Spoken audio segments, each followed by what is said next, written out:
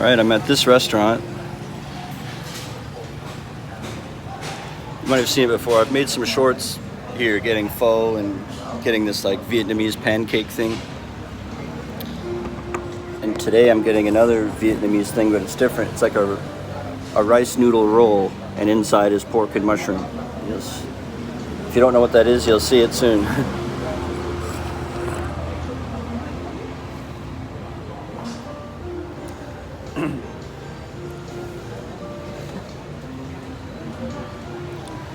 And yeah, I wanted to focus this live stream more on, like, you know, I always talk about moving here and becoming a teacher, doing the TEFL course I took. I did it in country, but the program, they also offer it online. And it's a bit cheaper that way because you don't have to worry about accommodations or doing it in a school, in class. You just do it at home on your computer. And I've never really put a lot of focus on talking about that aspect. So the best thing is too, you can start right away if you're doing your certification online. And then you just get access to the portal online, and you could start completing all the theoretical part of the TEFL program.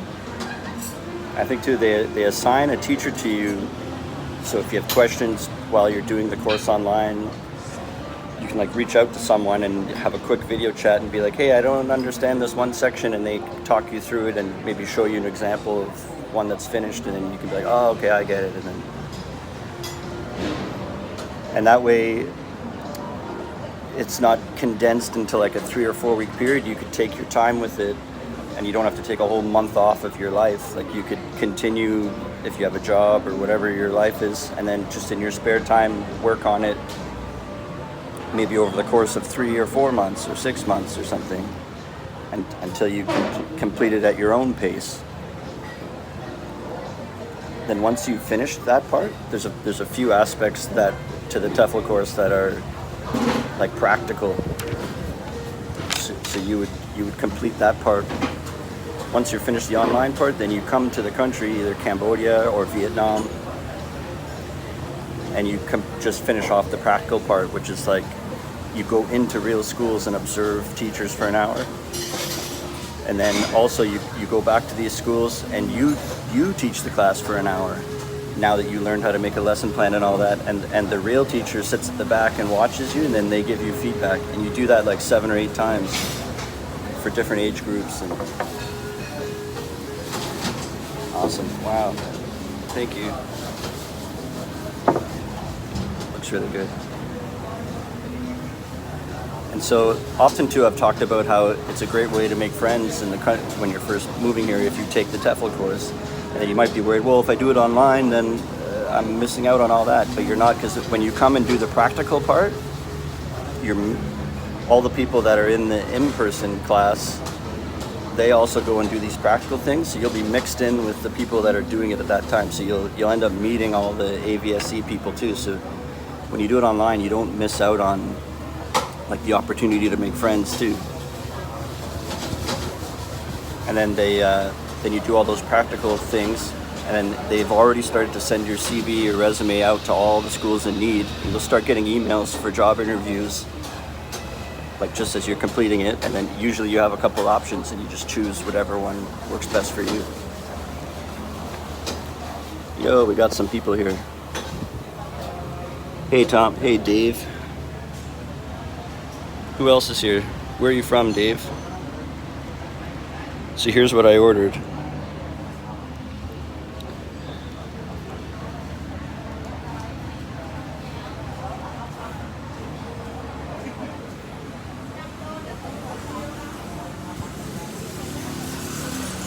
Thanks. Yeah, so Fleck or Flesk, I don't know how to say it, they're coming in May. Someone said they're from Texas. But they already have a decade of experience, so they don't need I don't know what this thing is. Oh, it's like a fried potato. It's kind of like a clump of hash browns. Bean sprouts. This is a rice noodle roll it's basically a big noodle And on the inside is pork and mushroom. It's wrapped around, and that's probably crispy onions on top. I think it's like a Vietnamese type thing. This course I always talk about too that I did, they do Vietnam as well. I know I focus on Cambodia a lot because that's where I am. Whoop. My phone holder fell apart there. Just lean it. So if you're interested in Vietnam, all the same stuff I talk about applies there. Their headquarters is actually in Vietnam, so that's where they're really located for AVSE TEFL. And in Vietnam, you could get paid a lot more, but you have to have a degree. So I don't have a degree. That's one of the reasons I chose Cambodia.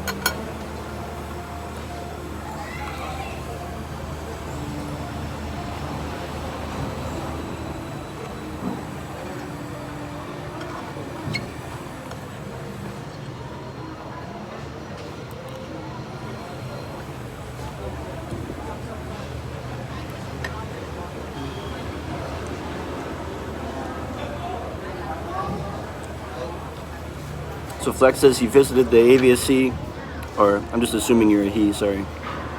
They said they visited the AVSE website. It's very nice, especially their job posting one. Yeah, so what he means by he saw the job posting one is there's like 3 programs at AVSE. One is the in-person class, includes accommodation, all that stuff I talked about. The second one is online, which I was just telling you about. The third program is different. It's for people that are already a teacher, or if you already are certified, but you've never been to Cambodia, you just need help navigating getting a job in Cambodia. They have a teaching jobs abroad program. And basically you show up and you just do the observing and practicing, and then they send your resume out and they like spruce up your lesson plan skills. There's a couple short classes on making lesson plans. Then you practice in a few schools, and then they line you up with a job placement. Teaching jobs abroad program. I put a link in the description, so if you want to look at the website for yourself, you can do it. I think there's a spot where you put in your email for like a newsletter, and it automatically sends you a whole bunch of information about teaching in Vietnam and Cambodia, and step-by-step guide and how it works and all that. It's free.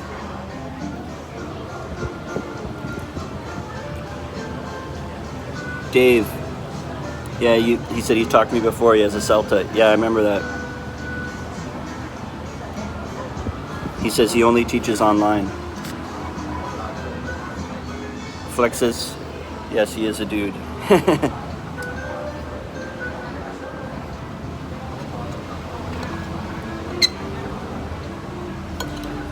Yeah, sometimes the online way is like works better for people, because depending how your life is, you can't always just stop everything for 4 weeks. Because that whole time you're doing the course, it's like full time, so you can't really work at the same time as doing the 4 week if it's in-person course. So that's why sometimes doing it online works better for people, or if they're gearing up to move here and they need like 6 months to wait for their lease in their apartment where they live to like finish, so they could leave that country and move here, or maybe sell their possessions, or getting all the things off the list to get ready to leave their home country and move here. During that time, you could also be like getting your TESOL online every evening, work on it for a couple hours, kind of thing. So then you getting your TEFL, selling all your stuff, blah, blah, blah. Then when it comes time to fly here, you've already finished everything online. Then you just come here and do the practical thing, like go to schools and practice and watch some teachers, and then they line you up with a job. And that practical part is only like a week, it's like 9 days long or something. So you'd come here, and within 2 weeks, you'd have a job, or at least job offers. It's up to you to accept it.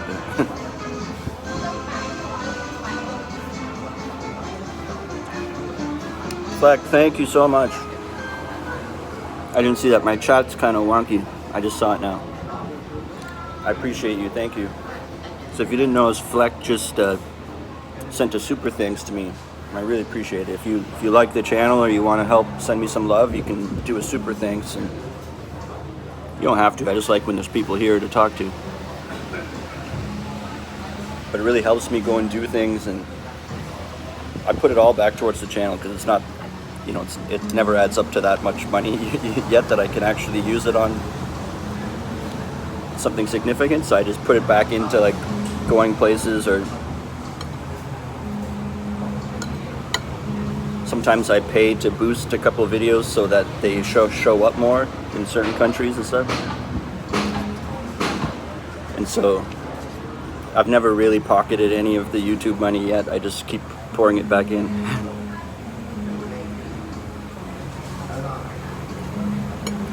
They don't even, on YouTube too, they won't even send you, like they keep track of it, and I can see it and it's adding up in the website, but I can't, it won't give it to me until you hit $100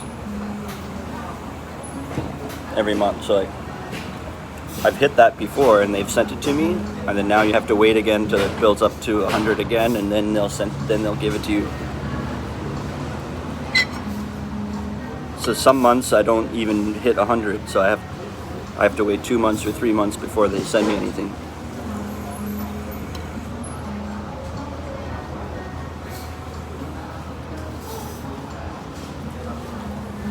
So, in a nutshell, I appreciate you, man. Every little bit helps bring me up there.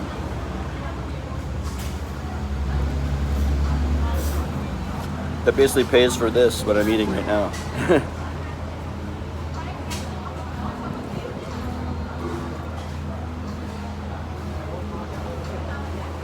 This meal is $4, but YouTube keeps some of the money, so it's basically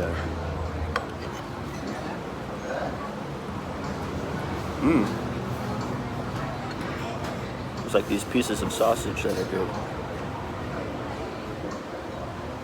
Oh, never mind, I changed my mind. Ugh.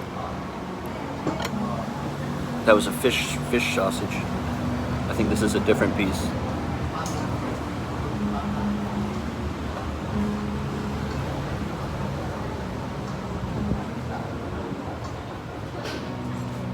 I can't tell.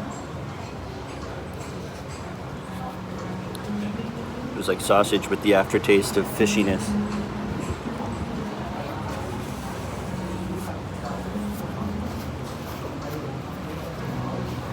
So yeah, this Saturday I have a gig near Russian Market at a place called The Deck. I think there's 4 artists playing.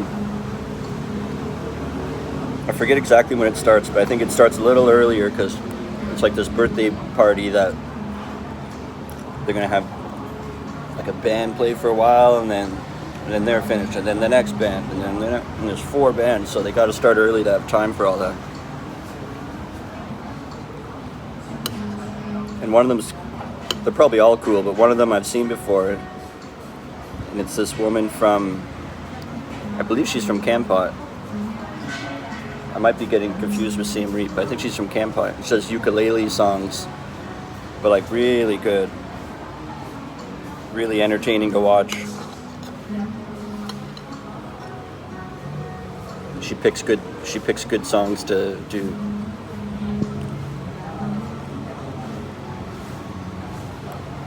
And then we're like a party cover band.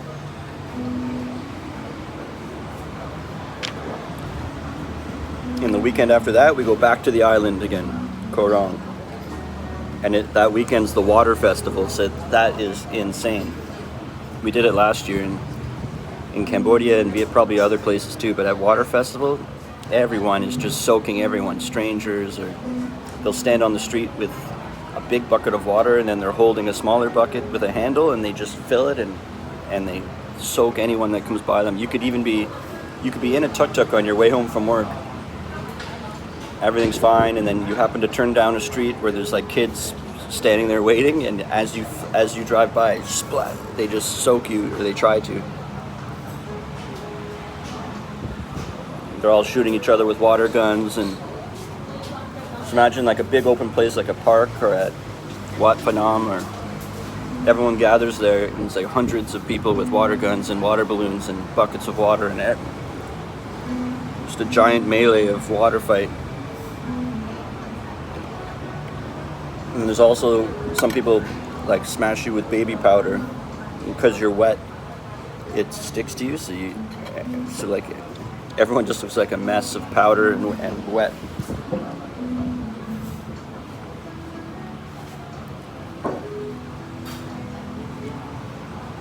I'm kind of too old for all that. Like, I'm gonna party, but I remember last year that was the first time we went to the island, was the water festival last year, and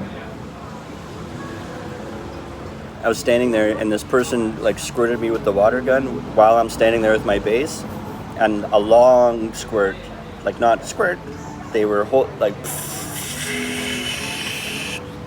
just hitting me while I'm holding my bass guitar. It was my cheap one. Like, I have a cheap one I bought here, and it was that one, so it wasn't like a big panic, but I was getting so mad.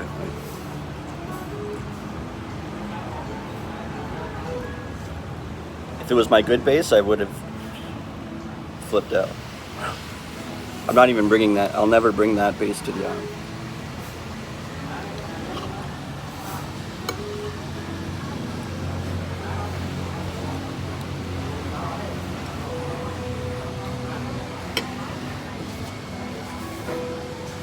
It was worse last year too, because I didn't really mentally prepare for it.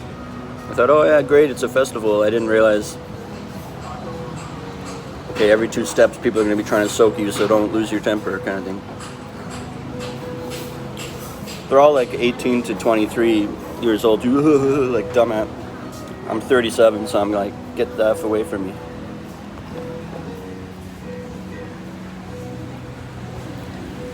Dave says working online, like teaching English online, allows him to travel. You can do it from anywhere if you have an internet connection. As long as it's stable. Which these days, it's getting more and more better that like pretty much everywhere has good enough internet to do it. You can buy your own, I'm not an expert at that because I don't have one, but you can buy your own little wireless internet thing. A little thing that you basically you buy a plan for it, and then you can Wi-Fi to your phone. You probably don't even need that. Any questions? So today I'm going to I talked about it in the last live stream and then I never got around to it. I'm going to do an apartment tour video today. I've been procrastinating because I have to, it was like untidy. So I want to clean it up so it looks like super nice, and then before I film that. And I've already started cleaning up, so now there's just a little bit left. So after this, I'm going to go back and like just spend another like 1 hour or less cleaning up, and then make that video. And then tomorrow, I want to make one on cell phone plans. I said I would do this the other day, and then I didn't do it.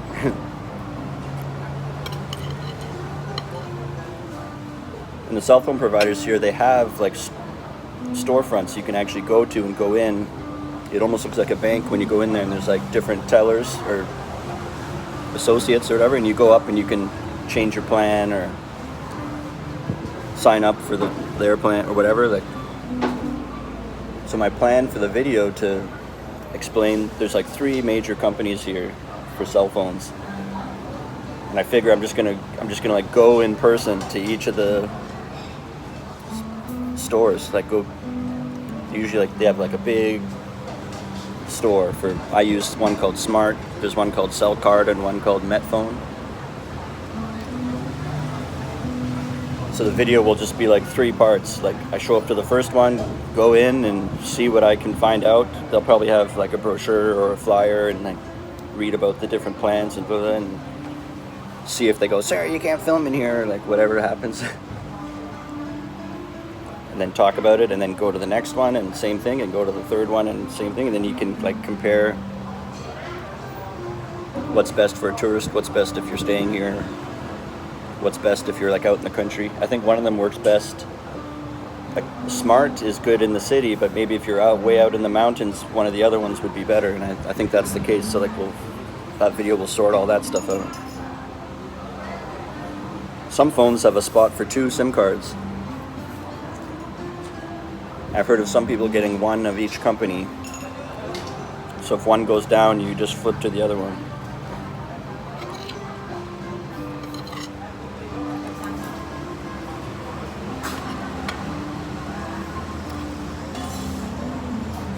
Any questions?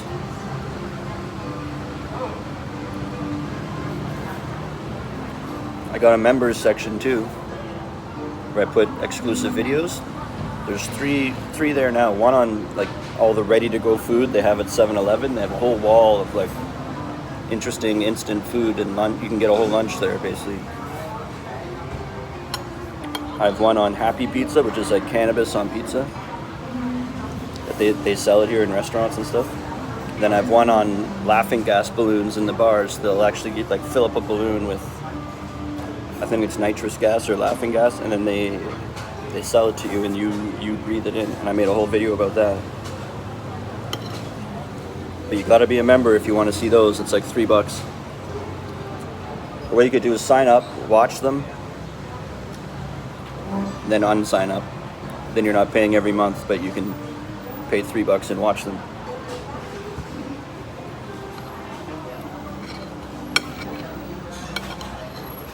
And then after I get a whole bunch in there, I'll start maybe slowly releasing some to the public.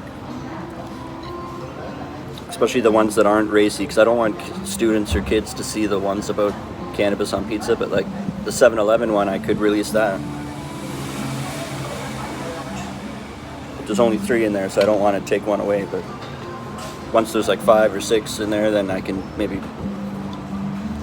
after all the members have seen it and it's old news, then release it to the public.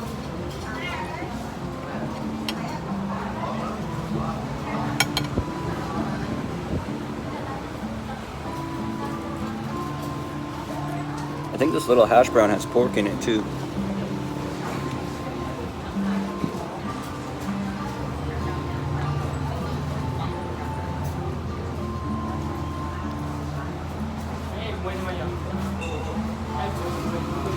Yo, the hugs go wild.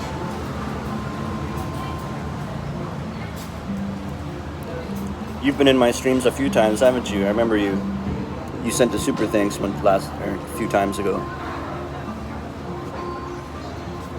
You're a band, right? The Hugs?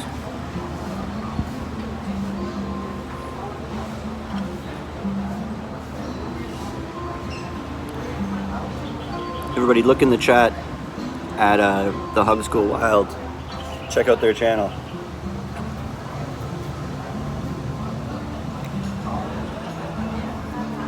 I think they're a band. Hey Israel. Just having a rice noodle roll. I ate most of it. This was the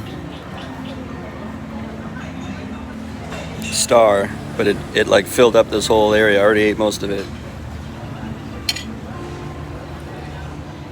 It's kind of like a big sheet of rice noodle that's wrapped around whatever filling. This one has mushroom and pork. The Hugs Go Wild. Yeah, they're a band based in Portland, but they're actually looking to move out here and teach and perform music. Yeah, dude.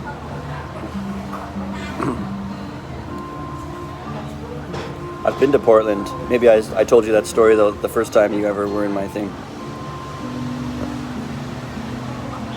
Thanks for the shout out. We played around in Europe and England a while back, looking to record in Cambodia. Nick asks, am I near Basak Lane? Yeah, I live almost straight on Basak Lane, and then right now I'm half a block. I'm just down a street, but not even that far down a street.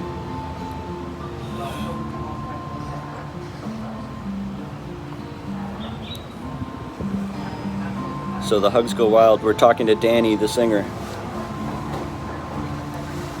I went to Portland. I have friends in Canada that play in like in a major band, but they're mostly big only in Canada. They're called the Arkells. And this is like 5 years ago or something. They were doing a tour with Frank Turner in like arenas and stuff. And through the States, they were the opening band for Frank Turner. And their last show in the States was in Portland. And then after that show, they went up the West Coast into British Columbia in Canada. And Frank Turner's still with them. But from once they crossed into Canada, then Frank Turner becomes the opener, and the Arkells were the headliner then, because in Canada they're bigger. And so, and I'm friends with the Arkells, so on that trip I flew to Portland for the day of that show, and I, saw their show and everything. And then I got into the band's tour bus, and I had my own bunk and everything, and we drove up the West Coast during the night and into British Columbia, and then I went to that show too. And then they carried on their tour, and I stayed in British Columbia for a few days, and then I flew home. But yeah, I was in Portland for like a day. I went to that donut shop that has the Simpsons donut. It's like a famous thing to do in Portland. Israel, Tom, are you a fan of another Canadian Tom? Tom Green? Yeah. He's kind of really old news now, like he's not really a thing now, but when I was growing up, he was really funny. I used to watch Tom Green actually when he was on a local access TV, so that's like, like those TV channels that are really cheap and have no budget, and it's people from your local town or community that make their own little TV show on there with like no budget and everything, like local access TV, I think it's called. Tom Green started like that, and I used to watch it. I used to watch that. It was hilarious.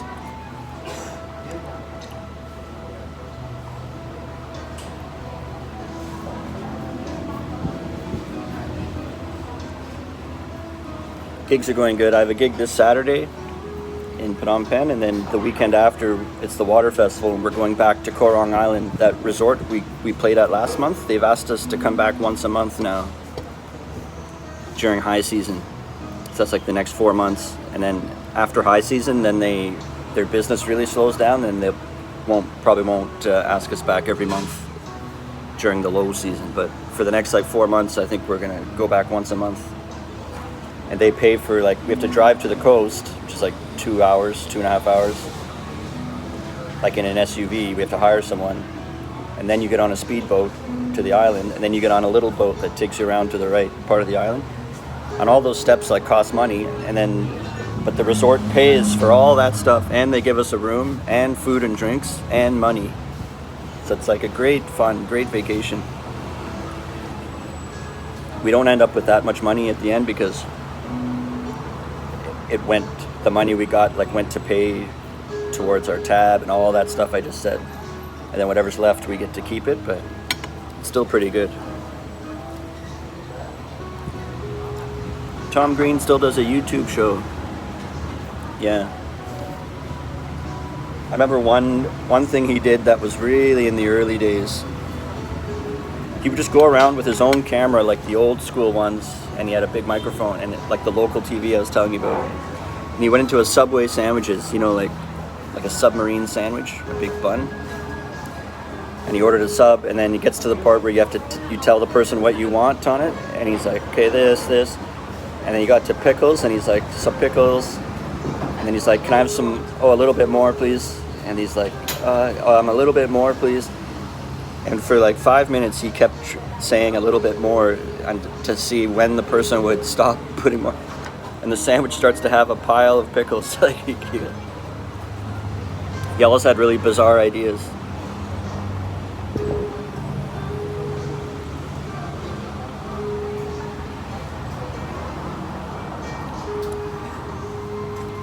Yeah. I'll make more videos this time.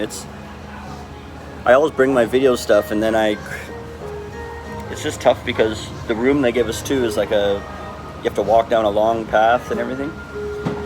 And so everything you bring with you, like if you want something, you have to walk all the way back for it. Or if you want to put something away, you have to walk all the way back to the room. And you're always sandy and always like wet.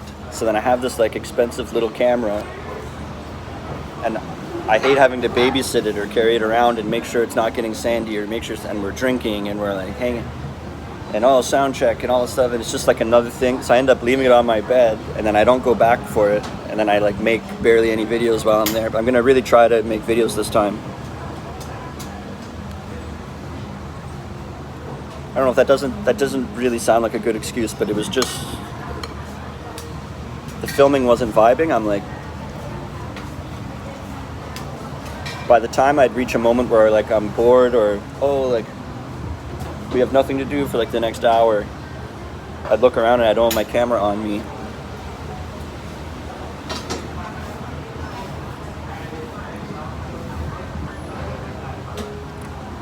Maybe I'll do a live stream and just walk around the whole place when I get there.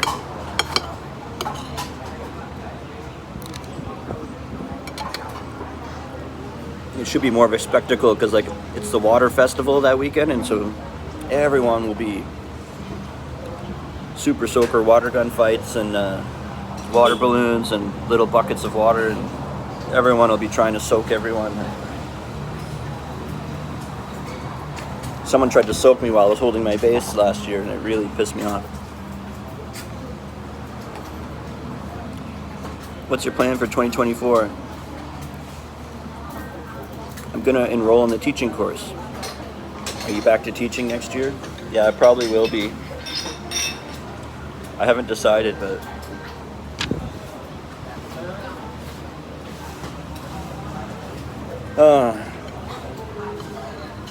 in the summer I have to renew my visa.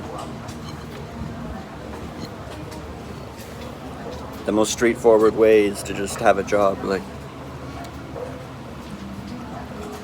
yeah.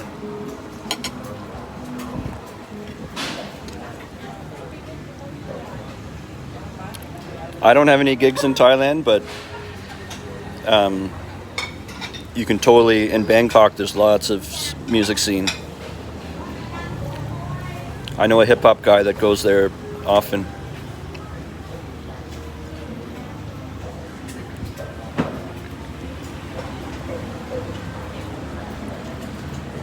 Yeah, I know you're always watching me eat.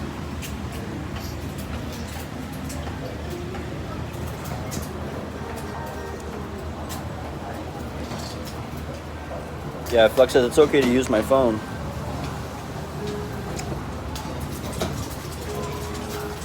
Yeah, I'll get some more this time.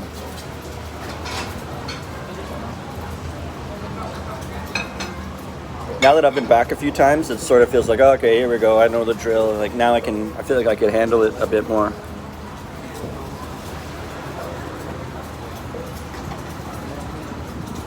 More Formosa. Howdy from a Taiwan YouTuber. Hoping to make the leap to YouTube full-time next year. So there you go. If you're interested in Taiwan, or you've run out of things to watch and you want a new channel to check out, look in the chat, click on More Formosa. They're in Taiwan.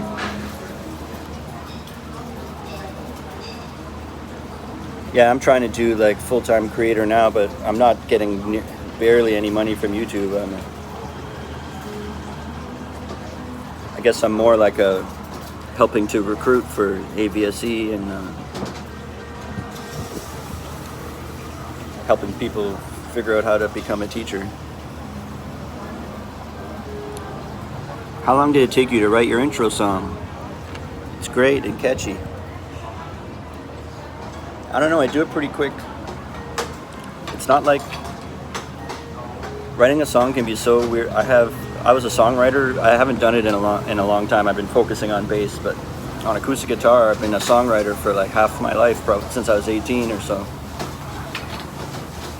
Sappy love songs, or like songs about working too much all the time and stuff like that. And I love making them up, but you've probably heard other songwriters say that, like sometimes you can write an entire song in like 20 minutes, like it can just all flow out at once, or it can be a real bitch and like you have to keep revisiting it and you can't figure out a next part, or it's not, sometimes it's a struggle and sometimes it flows out so easily. I think that one was really easy because it's kind of simple. Ding, ding, ding, ding, ding, ding. It's like, so I just had to make the word, like, I probably did the entire thing from like trying to think of the idea to having it recorded probably in 2 days or something. Like from having it not exist in my head at all to having an MP3 of it finished was probably 2 days. That one would only take me like 2 hours probably to write, or less. It's only 20 seconds.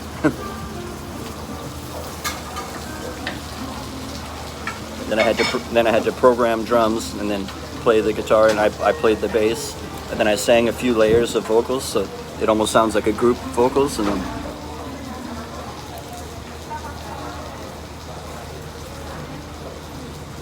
oh, I didn't know that. Flex says, too bad chat doesn't let us click on usernames.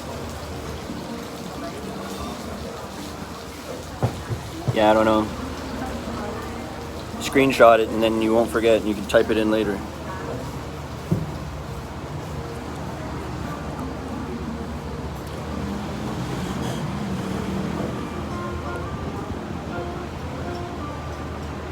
Thanks.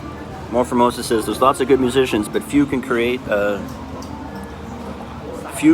new music like that, and especially a catchy melody. Great job with that. That's kind of what I'm known for. I'm not very technical with my chords, or I don't have fancy jazz chords or anything like that.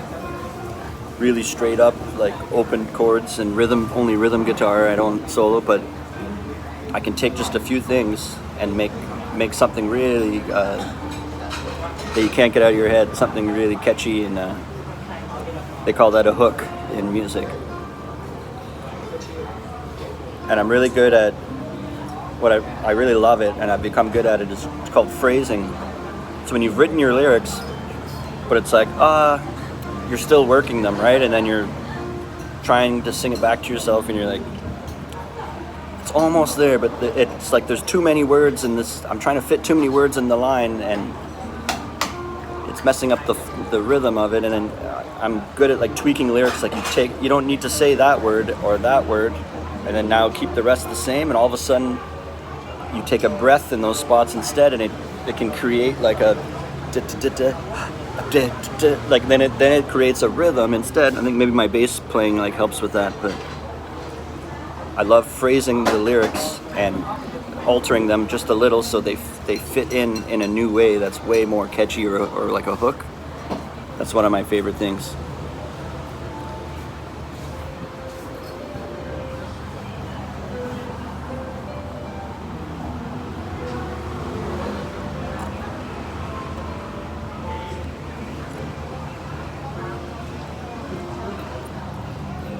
I was thinking about that. I could do that as a small business, like make jingles for other YouTube channels.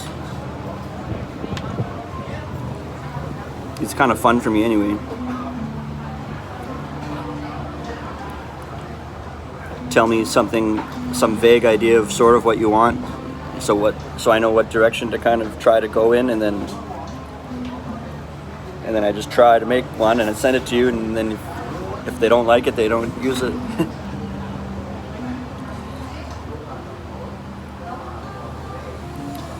I was thinking too, even if someone never asked me, like that channel For Real, that I'm starting to become friends with them. Imagine if just one day in their email they get a MP3 file from me, or WAV file of like a theme song for them that I've made, and they've never asked me to, obviously, but what if I just gave them one, and then all of a sudden they start using that? Like that would be cool. More Formosa. They call that being efficient with your words, distilling down the lyrics to their essence. Yeah, trim all the fat. Comedians do that too with jokes. That's often how they're being edited. You're taking away the unnecessary things so that it's more, grabs people more instantly. Israel, Tom, do you have a favorite hockey player? I'm not a sports fan. I can't even name any. I could probably name the famous hockey players from when I was a kid, because then you hear about it more kind of at school. I don't enjoy sports at all, so I don't know.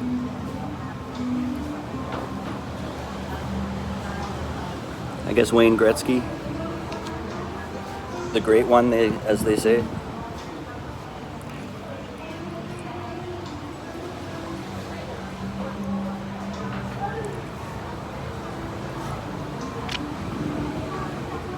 Flex said that would be really cool.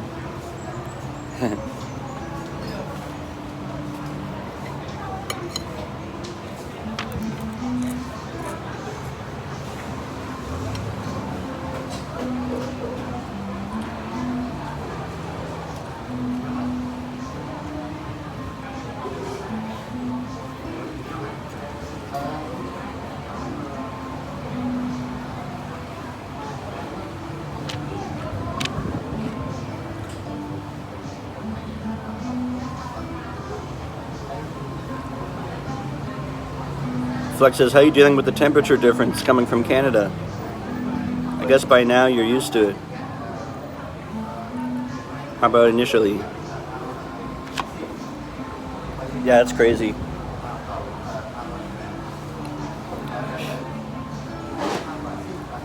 I think my body still reacts the same way. It's just not surprising anymore. Like I could go for a walk and my shirt is just completely soaked. But I don't even think twice about that. Like I'm just like, if my shirt gets wet with sweat, I don't notice it like some shocking thing. Like, oh my God, look at my shirt today. Like, it's like, well, you went for a walk. What do you expect to happen? It's kind of less annoying. Imagine if you just had sweat rolling down the sides of your face and your head and stuff like that. You'd feel like, like I need to go somewhere and freshen up, or like I don't feel comfortable like this. I need to wipe it off, or feel like you lose that. Like I'm comfortable. Like I can just exist with sweat pouring down, and it's an afterthought. It's not even a thought anymore. Whereas in Canada, you wouldn't be able to maybe stop talking. You'd be like, oh my God, and lift your shirt up and wipe your face with it, and like, I can't exist right now with all this sweat on my. Or you look at your arms. There's times where I'm out, I look at my arms, and they just look like they've been underwater. Like you could see a layer of water like on your arms. You're so sweaty, and that just becomes less unusual. Like you just get used to it. But it's not like it stops happening. You just get less surprised by it. Is there a way to Hugs Go Wild? Is there a way to contact you about meeting up when I'm over there? We got to record some songs together. I do licensing and synchronization in USA. Would be great to jam. Yeah, I would love to get into that because I need some side hustles, and I love like making jingles. I also play bass, so we could collab and get some money. Flick, yeah, he's crazy for keeping it so private, but I can understand totally why he did it. Oh yeah, they're talking about Norm Macdonald. He never told anyone he was sick. Hugs. I'm hoping to be traveling to Southeast Asia in April and enroll in the teaching course after some travels.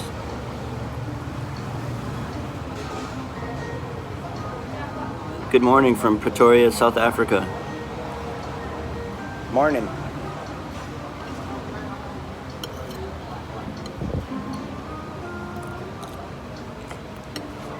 Holy cow. Israel. She says maybe this will help pay for that. You're the best, Israel. Thank you so much. It was only like yesterday, or I think it was actually 2 days ago. You already did one like 2 days ago.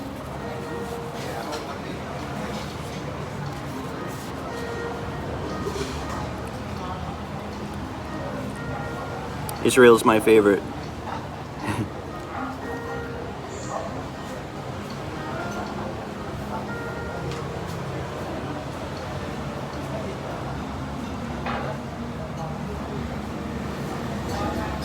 Thank you so much.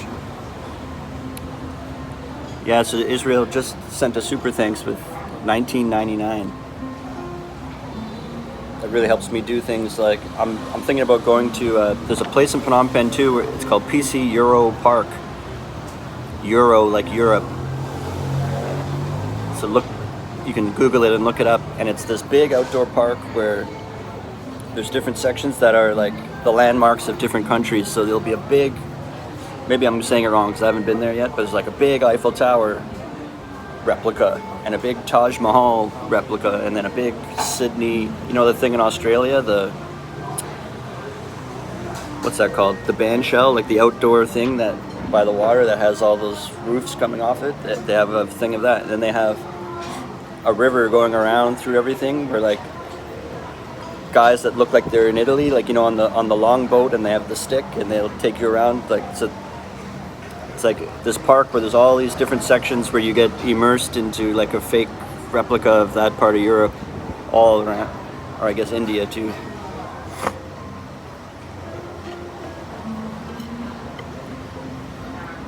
And that'll probably cost money. So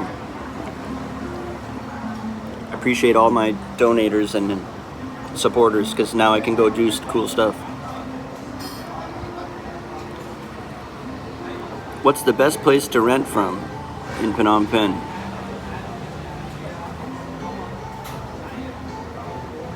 What do you mean rent from? Apartments?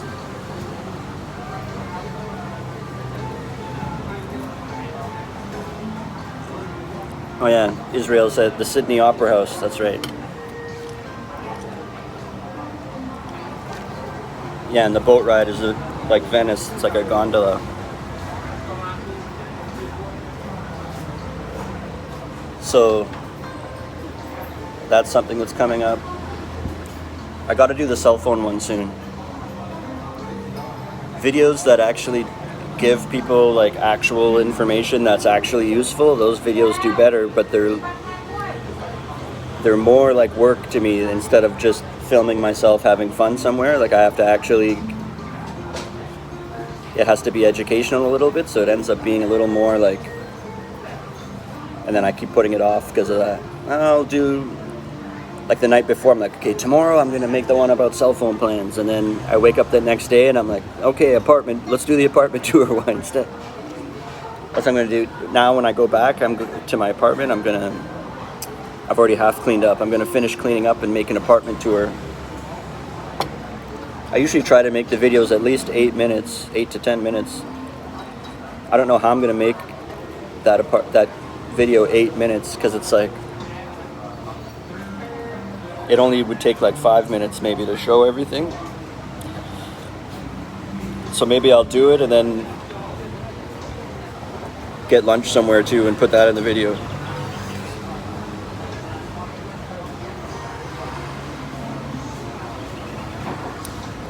Also, Hugs was asking, what's the best place to rent from? There's no like name. A lot of them are private, so I can't just like tell you a name. But there's websites you can check out. So there's like real estate companies that have reps that will take you and show you all these places.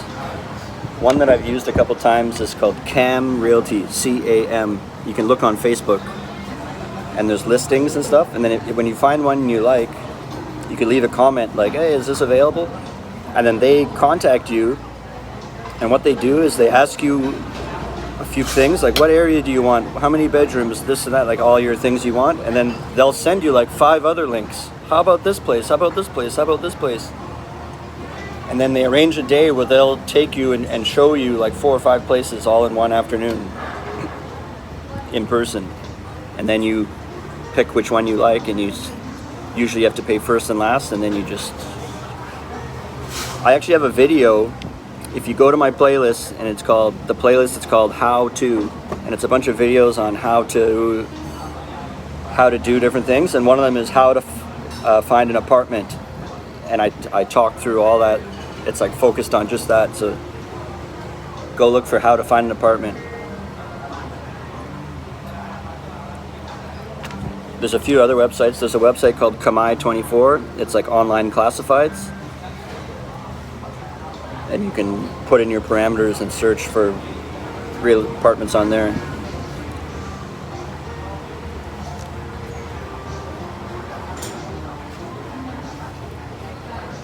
Yeah, there's many options. And I have a few apartment tours I did, like I've lived in 2 other apartments. My first apartment ever was only $140 a month, and I have a whole video about that. And my second apartment was $300. It was more like a condo style, and now my apartment's only $250. And I have 2 bathrooms and 2 balconies. So I'm gonna make that video today on my apartment now, my current apartment. Nice. Hug says he's bringing some sweet mics and recording equipment.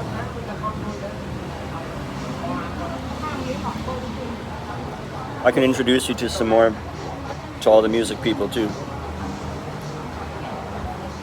Everyone's really welcoming, and a lot of people are very mediocrely talented.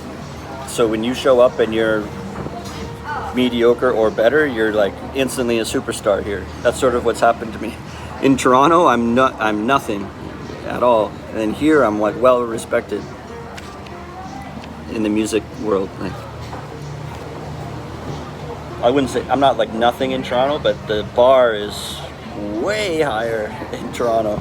Like, I couldn't do all the things I'm doing in Toronto probably.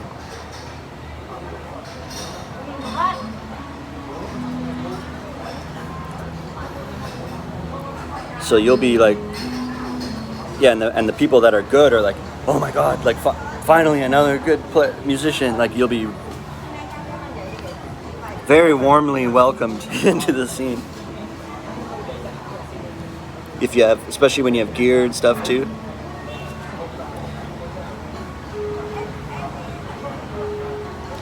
You'd meet all the people on your own anyway, but I can just fast track it. Like, invite you to shows and physically introduce you, and then you're in. Add you to some groups or Facebook things or whatever.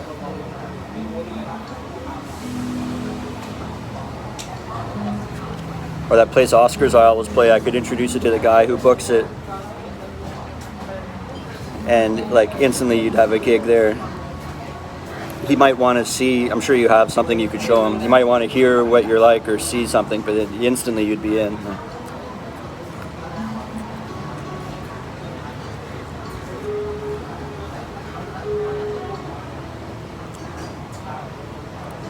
Well,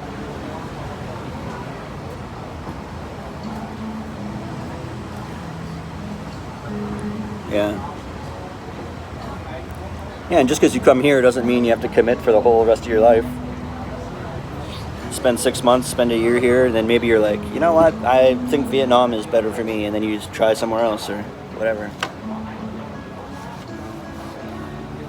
I feel like Cambodia is more like, you can do whatever you want, way more. In Vietnam or other places, there's like red tape, or oh, you need this certain document, or you don't have the right visa thing, or you need a degree, or this or that. And in Cambodia, it's kind of like, go ahead. Or especially if you have the money, then you're good.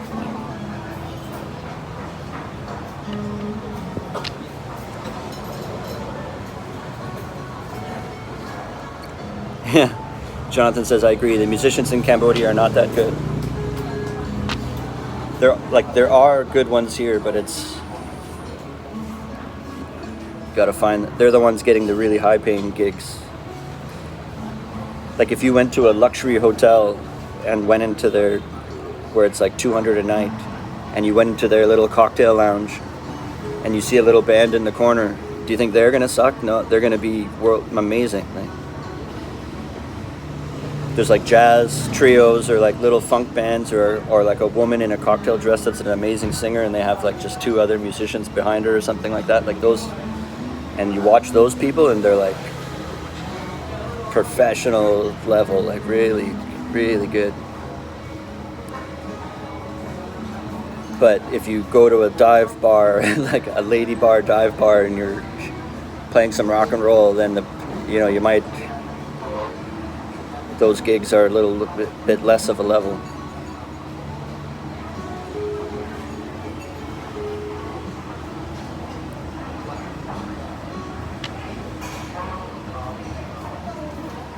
Jonathan said he saw one good band here and it was a wedding band. Yeah, that makes sense because they're like a working band, so they do it all the time. And you have to be, there's more pressure to be good in a wedding band because they're paying, usually that's a really high budget. Like you have to, like they could pay a band like $1,000 or $2,000 at a wedding or more.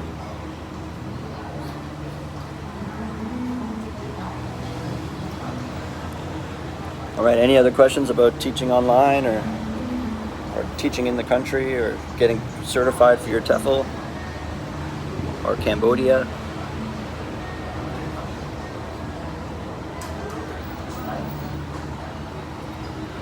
I finished eating, so I think I'm gonna wrap it up.